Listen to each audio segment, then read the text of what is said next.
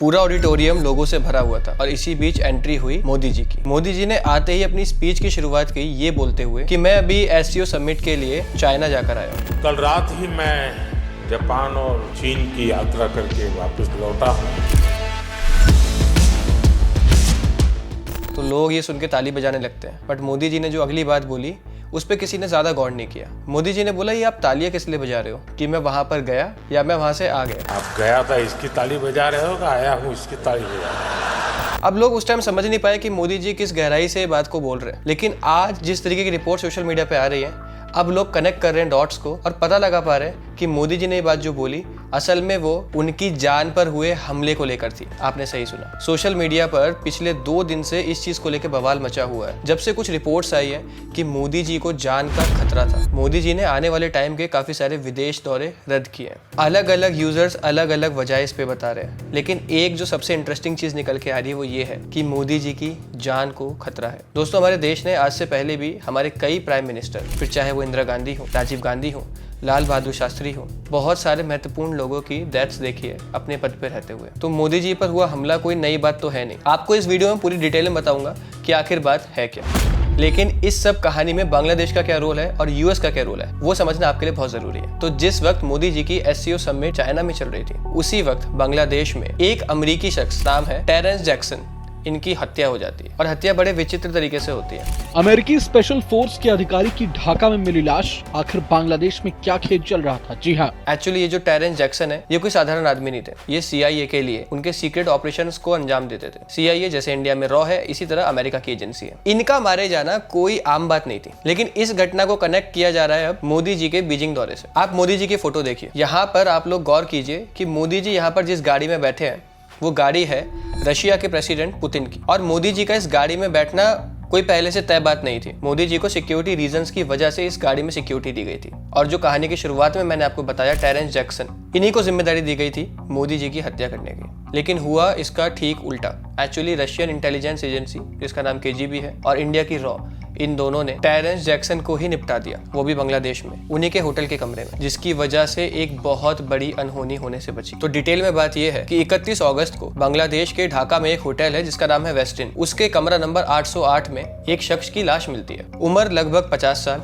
नाम Terrence Jackson. Terrence Jackson अपनी दुनिया का वो नाम है जिसको सुनते ही दुश्मन के माथे पर पसीना आ जाता है, क्योंकि सबको पता है कि ये सीआईए के लिए काम करते हैं और उनके स्पेशल ऑपरेशंस में एनिमी को न्यूट्रलाइज करने का काम करते हैं। न्यूट्रलाइज मतलब एनिमी का खात्मा। ये यूएस आर्मी के ऑफिसर हैं, एक स्पेशल फोर्स के, जिसको ग्रीन बैरेट्स बोलते हैं। सबसे पहले रिपोर्ट ये आई कि टेरेंस बांग्लादेश में बांग्लादेश आर्मी को ट्रेन करने आए थे, वो भी सेंट मार्टिन आइलैंड पर। ये आइलैंड बांग्लादेश के लिए स्ट्रेटेजिकली बहुत ज्यादा इंपॉर्टेंट है, साथ में यूएस के लिए भी, क्योंकि इस आइलैंड के थ्रू वो चाइना की गतिविधियों पर नजर रखते हैं और साथ में अपने लिए सिक्योरिटी मेजर्स रखते हैं। ये जगह स्ट्रेटेजिक पॉइंट से बहुत ज्यादा इंपॉर्टेंट इसलिए भी क्योंकि बे ऑफ बंगाल में है, और यूएस इसको सिर्फ चाइना पे निगरानी रखने के लिए नहीं बल्कि इंडिया पे निगरानी रखने के लिए भी यूज करता है। बट यहाँ पे कुछ दूसरी रिपोर्ट्स आई जिसमें ये बताया गया कि जैक्सन यहाँ पर किसी आर्मी ट्रेनिंग के लिए नहीं बल्कि उनके निशाने पर थे पीएम नरेंद्र मोदी, जो कि एससीओ समिट में भाग लेने के लिए चाइना गए होते हैं। तो ये सारे डॉट्स जो कनेक्ट हुए, उसके पीछे एक और कहानी है जहाँ पर बताया जा रहा है कि पुतिन ने पीएम मोदी को अपनी गाड़ी में बिठा के सारी इंटेलिजेंस की इन्फो दी और साथ में ये भी बताया कि जैक्सन को न्यूट्रलाइज करना बहुत इंपॉर्टेंट है, जिसके बाद दूसरे ऑपरेशन को अंजाम दिया गया।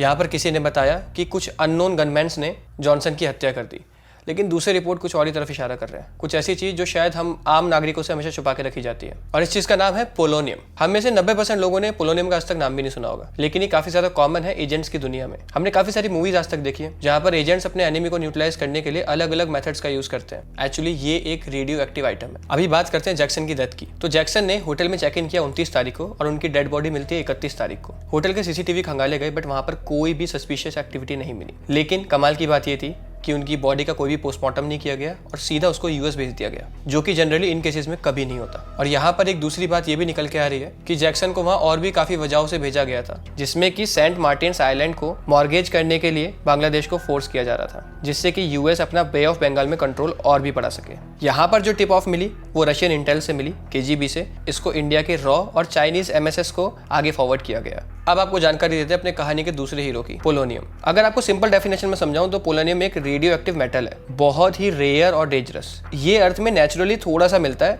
लेकिन ज्यादातर लैब्स में बनाया जाता है। इसका एटॉमिक नंबर है 84।